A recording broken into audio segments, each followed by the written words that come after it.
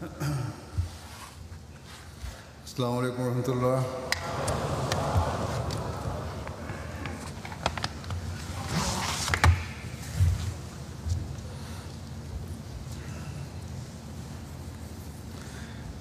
أشهد أن لا إله إلا الله وحده لا شريك له وأشهد أن محمدا عبده ورسوله أما بعد فأعوذ بالله من الشيطان الرجيم بسم الله الرحمن الرحيم الحمد لله رب العالمين الرحمن الرحيم مالك يوم الدين إياك نعبد وإياك نستعين اهدنا الصراط المستقيم صراط الذين أنعمت عليهم غير المغضوب عليهم ولا الضالين.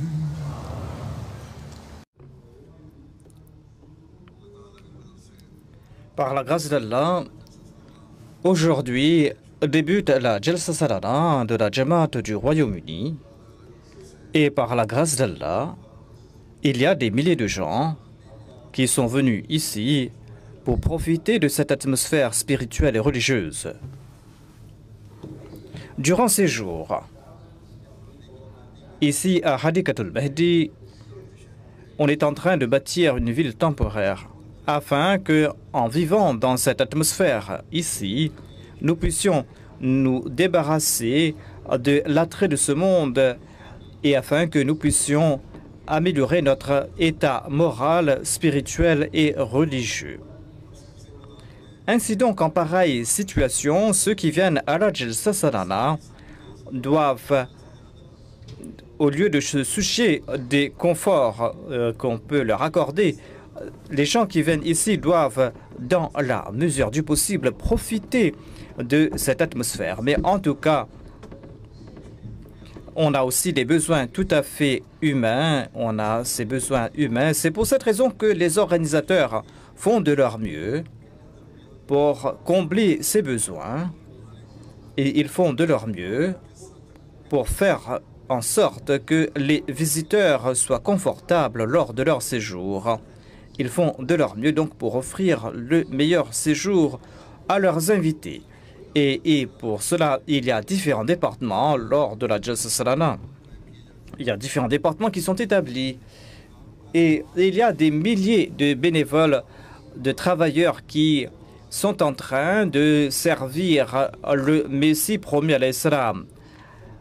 Ils se présentent, ces bénévoles, pour servir les invités du Messie promis à l'Islam. Ainsi donc, à cet égard, tout d'abord, je m'adresse à tous les bénévoles, les travailleurs. J'attire leur attention vers le fait que, quels que soient leurs travaux, quelles que soient les tâches qui leur sont confiées, ils doivent faire de leur mieux pour accomplir ces devoirs de la meilleure façon possible. Ils doivent donc considérer ces invités comme des invités du Messie promis à l'Islam et les servir comme les invités du Messie promis à l'Islam. Ces invités sont venus pour des objectifs nobles, ils doivent les considérer comme tels. Ils doivent faire preuve de la plus grande courtoisie à leur égard. Ils doivent aussi être prêts à pardonner toute action de leurs invités.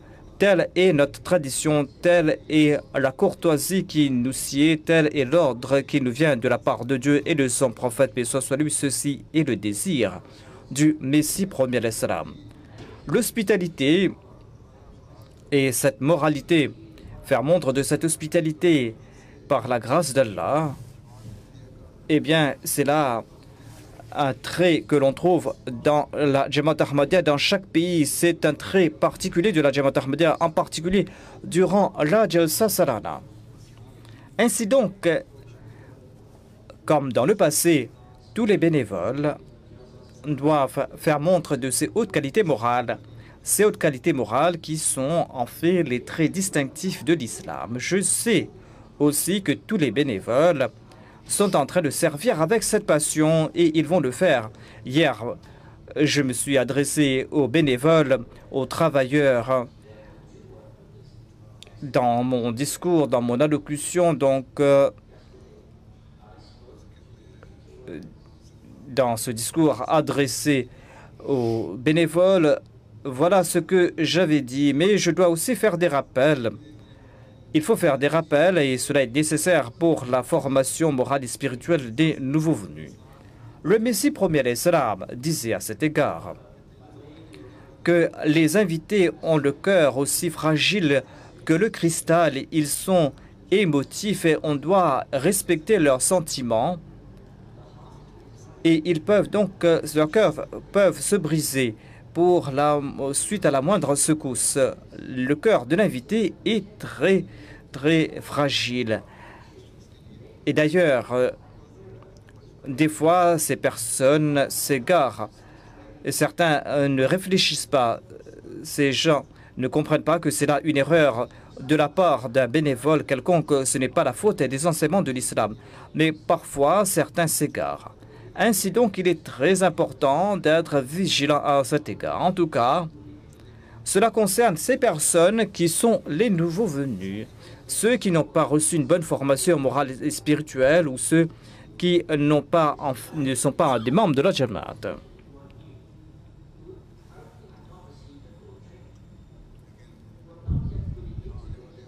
Mais la majorité des gens qui viennent ici, par la grâce d'Allah, les anciens Ahmadis et les Ahmadis, la majorité d'entre eux comprennent ces points, et notamment qu'on doit endurer certaines difficultés ici. Mais en tout cas, tout comme je l'ai dit, il y a certains invités qui viennent de l'extérieur, des gens envers qui on doit faire montre de soins spéciaux. Ce sont des gens qui ne sont pas des membres de la Jamaat, qui n'ont pas reçu la formation morale et spirituelle nécessaire. Ainsi donc, les bénévoles, tous les bénévoles de tous les départements concernés doivent les considérer comme leurs invités.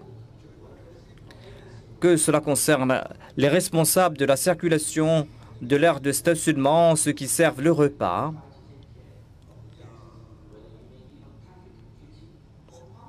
ou ceux qui sont en train de maintenir la discipline, ou ceux qui sont en train d'assurer la sécurité au portique de sécurité, ou ceux qui sont en train de fournir les repas ou l'eau. Quelle que soit votre tâche, la tâche qui vous a été confiée, vous devez faire de votre mieux pour que l'invité soit à l'aise.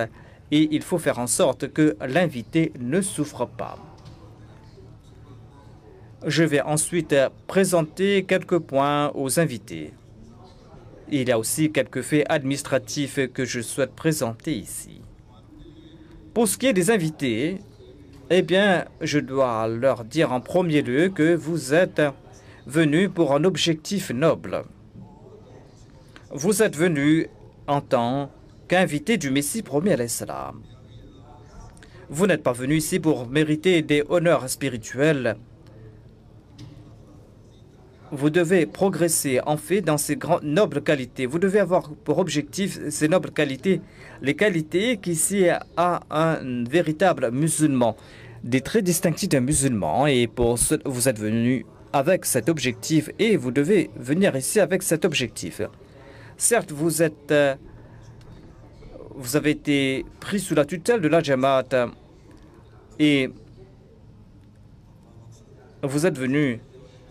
Ces voyageurs qui viennent pour cet objectif, et eh bien, la Jamaat est là pour servir ses invités. La Jamaat est là pour combler leurs besoins.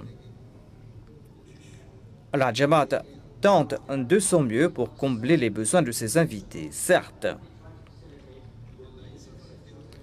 Mais quant à ces voyageurs qui voyagent pour la cause de Dieu, ils ne doivent pas se soucier de ces conforts matériels. Leur objectif fondamental est de passer des jours ici et de profiter de cette nourriture spirituelle. Ainsi donc, vous ne devez jamais vous considérer comme des voyageurs de ce monde. Si vous comprenez ce point, eh bien, vous allez pouvoir fermer les yeux sur les faiblesses de vos hôtes et des responsables. Sinon, parfois, l'on constate qu'il y a des doléances en disant que, voilà, certains ont reçu un meilleur accueil, certains ont reçu un meilleur soin, certains ont été mieux traités que nous, certains ont été maltraités par rapport aux autres. Ainsi donc, il n'y aura pas de telle doléance si vous comprenez ces principes. Des fois, il y a des erreurs de jugement. Des fois, certes, il y a des manquements, mais il faudra fermer les yeux sur ces fautes. Si vous avez compris, vous tous, si tout Ahmadi comprend que notre objectif est uniquement de profiter de cette nourriture spirituelle et non pas de chercher des conforts matériels, eh bien, en ce cas, et les invités et les hôtes, tous deux, vont faire montre d'amour et d'affection durant ces jours. En tout cas, je dois aussi vous informer que les responsables font de leur mieux pour que tous les invités soient traités de la même façon. Mais parfois, quand même, comme je l'ai dit, il y a des manquements, il y a des hauts et des bas, et les invités doivent fermer les yeux sur ces manquements. Ceci est l'enseignement que nous avons reçu. Nous avons reçu l'ordre que nous devons honorer les invités, et nous devons honorer donc les invités, nous devons les inviter, mais les invités aussi doivent comprendre que vous devez aussi avoir en tête le confort de vos hôtes. En tout cas, le Messie premier l'Islam, honorait grandement ses invités. Il disait même que vous devez évoquer vos besoins sans hésiter. Mais ça, c'est durant les jours ordinaires. Mais durant les jours de la Jalsa, il disait à ses invités qu'il n'y aura qu'une seule organisation et tous les invités seront traités de la même façon. Et tous les invités seront accueillis sous le même toit, donc, et ils seront tous traités de la même façon, dans la mesure du possible. Durant les jours de la Jalsa, donc, il a le système de l'hospitalité qui est différent des jours ordinaires. Et on fait de notre mieux pour que ces milliers de gens qui viennent ici puissent être traités de la meilleure façon possible. Sauf ces invités étrangers, sauf ceux qui viennent de l'extérieur. En raison de certaines contraintes, on leur présente un autre accueil. L'organisation est différente pour eux, mais en tout cas, le Messie premier l'Islam, en dépit de cet honneur qu'il accordait à ses invités, en dépit de son respect pour les invités, même durant les ordinaires, il faisait comprendre à ses invités que vous ne devez pas oublier l'objectif pour lequel vous êtes venu ici, qui est d'acquérir la connaissance de la religion. Vous êtes venu ici pour purifier vos cœurs et vos esprits. Vous êtes venu ici pour vous rapprocher de Dieu. Ceci est l'objectif pour lequel, tous les ans, vous venez ici en tant qu'invité.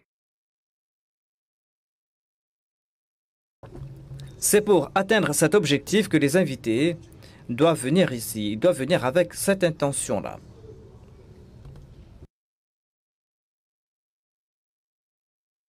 Durant ces jours,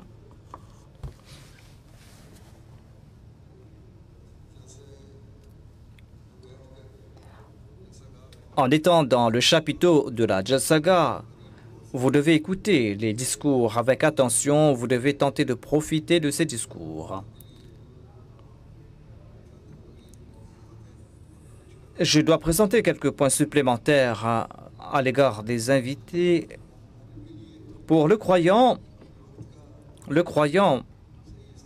doit user à bon escient son temps. Ceci est essentiel. Lorsqu'on se réunit en pareille occasion, eh bien, il y a des proches qui viennent de loin, il y a des personnes, des connaissances qu'on rencontre, et on désire s'asseoir et parler. Étant donné que on a maintenant des connaissances et des parents qui viennent de différents pays, on a des proches qui viennent de l'étranger et on arrive donc à se rencontrer durant ces jours. Et Allah crée cette situation pour que l'on se rencontre. D'ailleurs, par la grâce de Dieu, le Messie promet l'Islam a reçu cette Jamaat de la part de Dieu. Une Jamaat qui a mis fin à ses frontières, à ses différences, et cette Jamaat a jeté les bases d'une grande fraternité. Il a aussi déclaré que parmi les objectifs de la Jalsa Salana, c'est de renforcer les relations de fraternité au sein de la Jamaat, de renforcer cette fraternité afin que nous soyons un peuple. Et pour cela, on doit s'asseoir, on doit se parler, on doit se rencontrer. Ceci est essentiel. Et pour se connaître les uns les autres, il est important donc de se connaître les uns les autres et de renforcer cette relation mutuelle. Cependant, il y a tous les discours que l'on prononce lors de la Jalsa Salana. On doit passer son temps à écouter ces discours et c'est par la suite, si vous avez du temps libre, c'est là que vous pouvez vous asseoir ensemble, vous pouvez vous parler les uns les autres, vous pouvez renforcer vos relations. On constate aussi que parfois, les gens s'assiedent ensemble, mais ces conversations deviennent si longues. Des fois, on rencontre des anciennes connaissances. Lorsqu'on se rencontre après tant d'années et de temps, eh bien, ces rencontres se rallongent et on passe son temps à papoter. On passe toute la nuit à papoter et à converser. Et on n'arrive même pas à accomplir la prière d'Al-Fajr, loin de pouvoir accomplir la prière de Tahajjud. Ensuite, parfois, les responsables aussi font face à des difficultés en raison de ces conversations qui se rallongent. Il y a des gens qui papotent dans les salles à manger et ils passent leur temps à parler. Ils passent tant de temps à parler que les bénévoles doivent leur faire des rappels, que c'est l'heure de la prière ou que vous avez passé trop de temps. En tout cas, il y a des invités qui sont accueillis chez certains et cela peut créer des difficultés. Il faut toujours suivre la voie du juste milieu. Les invités doivent comprendre ce point, notamment que leurs hôtes doivent accomplir leurs tâches et ils doivent se préparer pour le prochain programme. Il y avait ces invités qui étaient accueillis par le saint prophète Mohammed lui et Allah a ordonné à ce propos que vous ne devez pas passer votre temps auprès du saint prophète lui à papoter. Quand vous avez mangé, eh bien, levez-vous et partez. Ainsi donc, dans le chapiteau où l'on sert le repas, des fois il y a beaucoup de temps et on doit servir le repas à tour de rôle. Et lorsque vous avez consommé votre repas, vous devez partir afin que d'autres puissent venir et prendre votre place et manger à l'aise. Si l'on suit ces principes, eh bien, il n'y aura plus de doléances. Et c'est ainsi qu'on va créer cette atmosphère saine. C'est une atmosphère belle où l'on pourra accomplir toutes ces œuvres. Lorsque les gens se réunissent en très grand nombre, eh bien, parfois, il y a des situations difficiles. Des fois, il y a des doléances. Et des fois, il y a une personne, un invité qui a mal parlé à un bénévole. Et le bénévole a répliqué. Et c'est ainsi que cela crée des difficultés, cela crée toute une chaîne de mésententes. Il peut y avoir une ou deux situations de la sorte, mais cela affecte aussi les autres. Cela pollue l'atmosphère. Si celui qui a une doléance, ou si celui qui a une doléance est un habitant du Royaume-Uni, eh bien, cela va se rallonger davantage. Et il va donc exprimer cela à d'autres occasions. Et on voit cela dans d'autres pays aussi. Voilà ce qui est dit à propos du véritable croyant. Allah déclare à son sujet qu'il maîtrise sa colère. Ainsi donc, si vous avez été lésé, et celui qui a lésé l'autre doivent comprendre qu'ils doivent comprendre l'objectif de la Jalsa Salana, l'atmosphère de la Jalsa Salana, et ils doivent l'invité doit être indulgent, doit pardonner l'autre, même s'il y a eu une injustice à ses yeux. Eh bien, même en ce cas, il doit faire preuve de patience. Il doit faire preuve de patience et il doit aussi faire preuve de tolérance. Et le bénévole, quant à lui, s'il comprend qu'il y a eu une injustice à son égard, il doit maîtriser sa colère, réfréner sa colère. Il y a aussi le système là où l'on vérifie les passes, les cartes. Ces jours-ci, il est très important de prendre des précautions. La sécurité est essentielle. Lorsqu'on passe par ces portiques de sécurité, on doit passer par ces portiques donc de sécurité et cela peut faire souffrir certains. Et cela peut aussi prendre du temps, cela peut vous retarder peut-être. Cela se passe aussi, cela est souvent le cas chez les femmes parce que les femmes sont accompagnées d'enfants et les femmes sont accompagnées avec beaucoup d'effets. Elles ont beaucoup de sacs parfois avec elles. Et on doit vérifier chaque sac et cela prend du temps pour vérifier ces sacs. C'est pour cette raison que les femmes doivent d'une part faire de leur mieux. Que si vous apportez des effets avec vous, eh bien c'est bien. Mais celles qui n'habitent pas, la majorité des gens viennent de l'extérieur, eh bien, durant ces 2 jours, vous devez apporter moins d'effets avec vous afin que vous passez moins de temps pour passer sur les portiques pour qu'on vous vérifie. Et ceux qui sont accompagnés d'enfants, celles qui sont accompagnées d'enfants ne doivent pas apporter ce qui n'est pas nécessaire, mais doivent apporter que le strict nécessaire, parce que cela retarde tout le processus. On perd du temps, cela perd du temps des responsables, et cela perd le temps des invités et des gens parce que les gens doivent attendre dans une longue file. Et ensuite, ils accusent les responsables alors que parfois, ce sont les invités qui sont coupables de ce retard.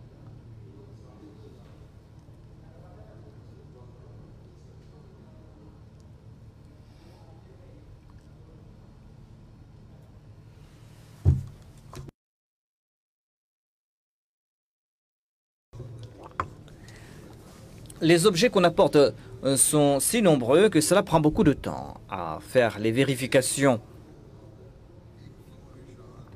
Il y a aussi un autre ordre que nous avons reçu du saint prophète Mohammed sallallahu alayhi wa sallam.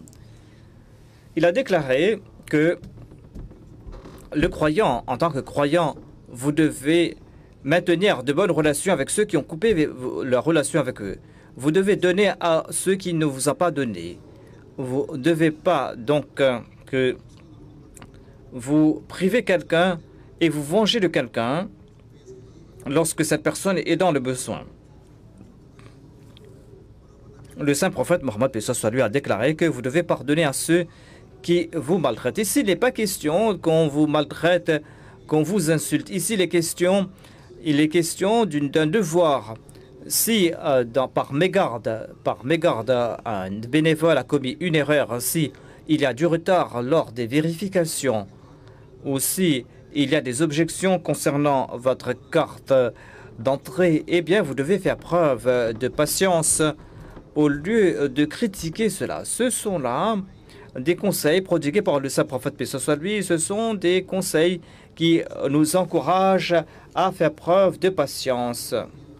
Si on fait preuve de patience, eh bien, cela va mettre fin à ces différends.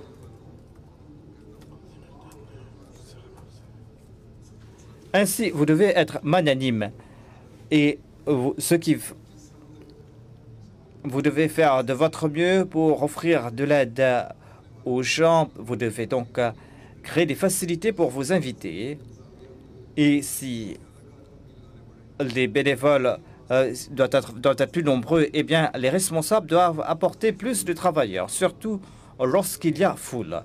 En accord au désir du Messie premier l'Islam, on doit faire de son mieux pour créer cet amour. Il doit faire montre de cet amour mutuel. Voilà ce qu'Allah a dit à propos des croyants. Ainsi, au lieu de s'inquiéter, au lieu de se mettre en colère pour des broutilles, on doit faire de son mieux pour atteindre l'objectif de sa vie. Et cela se fait à travers des prières, cela se fait à travers le dhikr, cela se fait à travers les proclamations. Et toute personne qui vient ici doit comprendre l'objectif de son voyage. Son voyage doit être consacré à Dieu. Et les bénévoles et les invités doivent comprendre qu'on a aussi des invités étrangers, des non-musulmans qui sont présents. Tous les invités, tous les Ahmadis, s'ils font montre de grande qualité, ce sera un tablier silencieux et cela aura un effet positif. Et cela, on va prêcher par ces actions et ils seront affectés, ils seront influencés par l'atmosphère. Et on doit aussi comprendre qu'on doit se saluer les uns des autres. On doit faire de son mieux pour se saluer les uns des autres. C'est là une prière très belle qui nous a été enseignée. Lorsque et les invités et les autres se saluent les uns les autres, eh bien, d'une part,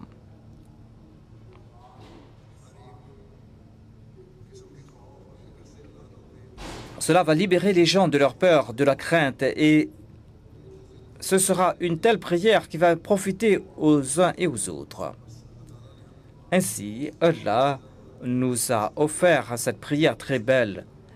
Et durant ces jours, on doit s'y consacrer afin que nous puissions répandre la paix tout autour de nous, afin que nous puissions répandre l'amour tout autour de nous, et afin que cette atmosphère soit consacrée qu'à la cause de Dieu, que ce soit une atmosphère d'amour et de fraternité. Et nous devons faire en sorte, nous devons mettre de côté tous des saints égoïstes et durant ces jours, nous devons apporter en nous un changement, une révolution.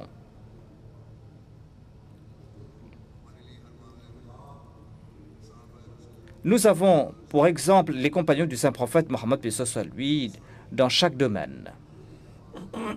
Ils nous servent d'exemple. Voyez comment ils traitaient les invités. À l'époque du Saint-Prophète Mohammed sallallahu alayhi wa sallam, les compagnons étaient influencés par le pouvoir sanctifiant du Saint-Prophète paix soit lui, et ces musulmans faisaient de leur mieux pour suivre chaque commandement du Saint-Coran. Il y a un ordre du Saint-Coran que si un invité est chez vous et si l'hôte demande à cet invité de rentrer chez lui, et il doit partir de gaieté de cœur.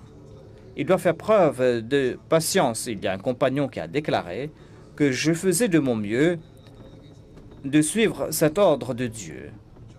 Je souhaitais partir chez quelqu'un, frapper à la maison de quelqu'un et l'hôte me demande de partir et qu'il n'a pas de temps. Et moi, je dois partir de gaieté de cœur pour mériter le plaisir de Dieu. Et mériter ainsi le plaisir de Dieu. Mais dit-il, en dépit de cet effort de ma part, je n'ai pas eu cette occasion de partir. C'est-à-dire, il n'y a personne qui m'a fermé la porte au nez. Ainsi donc, et c'était là des grandes qualités qui ont été montrées par les hôtes et les invités. Et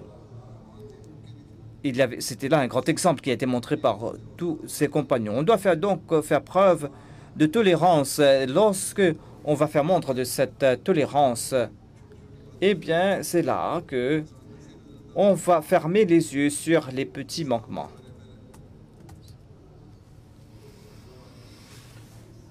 J'ai parlé aussi des salutations. À cet égard, il y a un autre point que je souhaite présenter, notamment que le Saint-Prophète Mohammed lui a déclaré « Saluez-vous les uns les autres ». Que vous connaissez la personne ou pas, que vous connaissez la personne ou pas, vous devez la saluer. Même si vous connaissez la personne ou pas, vous devez saluer cette personne. Lorsqu'on va faire montre de tels exemples, lorsqu'il y aura cette habitude de se saluer les uns les autres, eh bien les invités qui n'appartiennent pas à la Jamaat et les nouveaux convertis, eh bien tous deux vont être touchés positivement et ils seront affectés positivement. Ils vont tenter de profiter de cette atmosphère et ils vont louer les beaux enseignements de l'islam.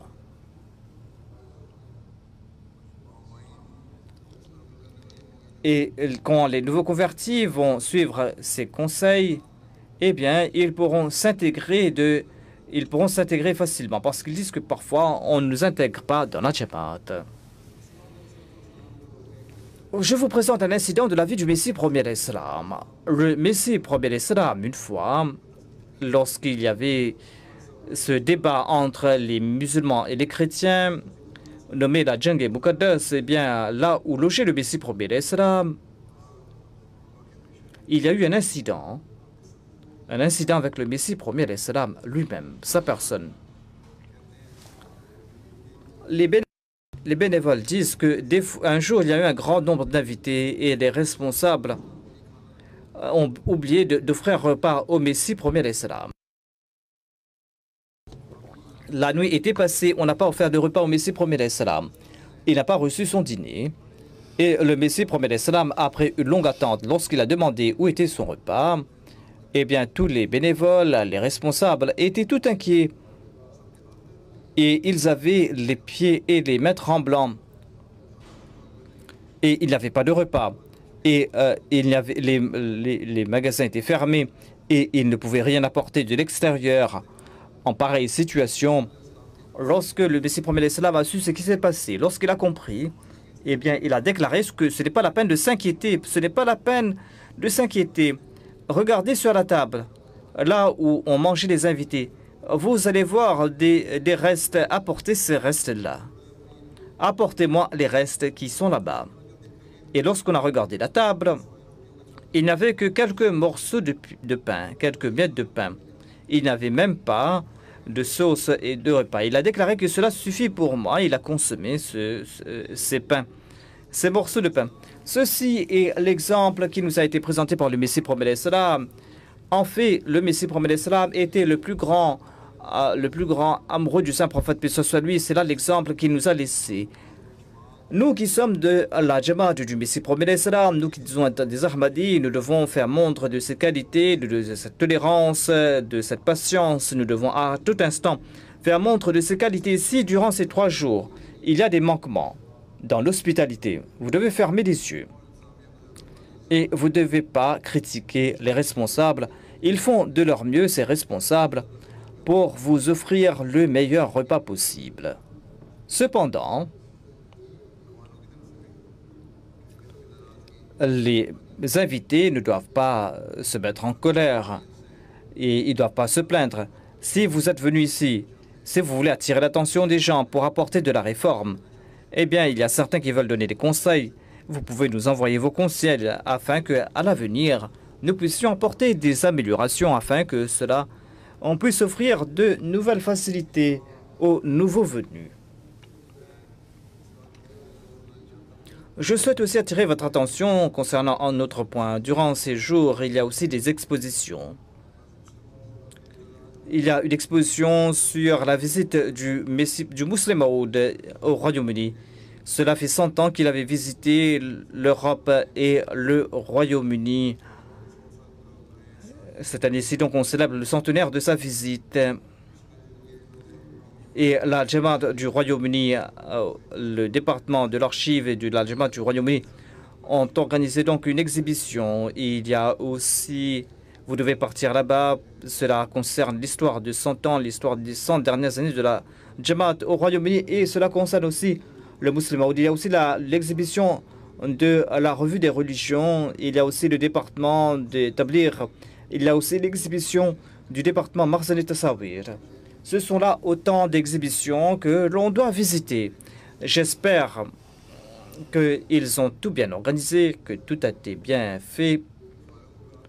Quand vous êtes libre, au lieu de passer du temps à droite et à gauche, partez là-bas et regarde, vous avez aussi reçu des directives que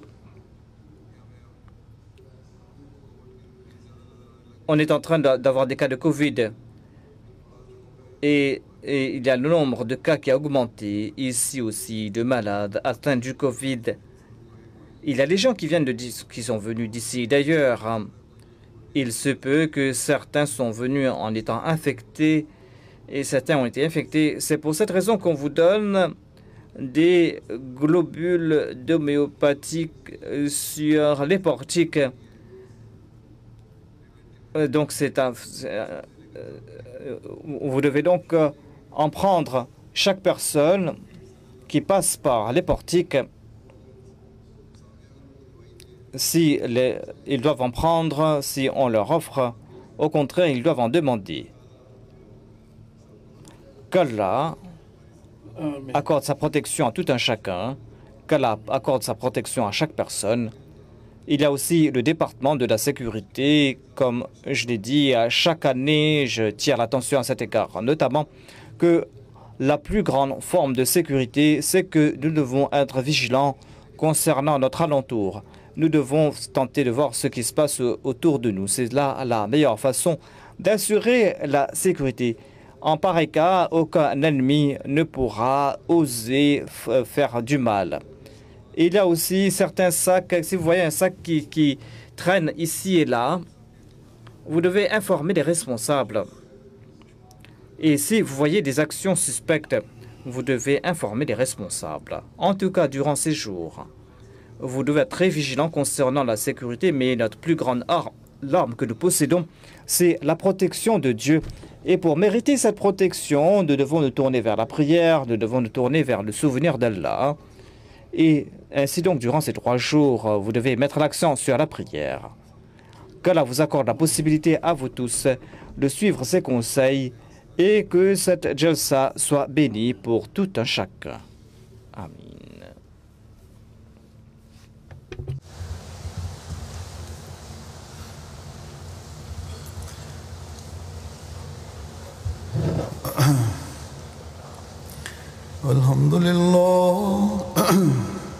Alhamdulillah, nahmaduhu wa nasta'inuhu wa nastaghfiruhu wa nu'minu bihi wa natawakkalu alayhi wa na'udhu billahi min shururi anfusina wa min sayyiati a'malina. Man yahdihillahu fala mudilla lahu ومن يضلل فلا هادي له ونشهد أن لا إله إلا الله ونشهد أن محمدا عبده ورسوله عباد الله رحمكم الله إن الله يأمر بالعدل والإحسان وإيتاء ذي القربى وينهى عن الفحشاء والمنكر والبغي يعظكم لعلكم تذكرون اذكروا الله يذكركم وادعوه يستجب لكم ولذكر الله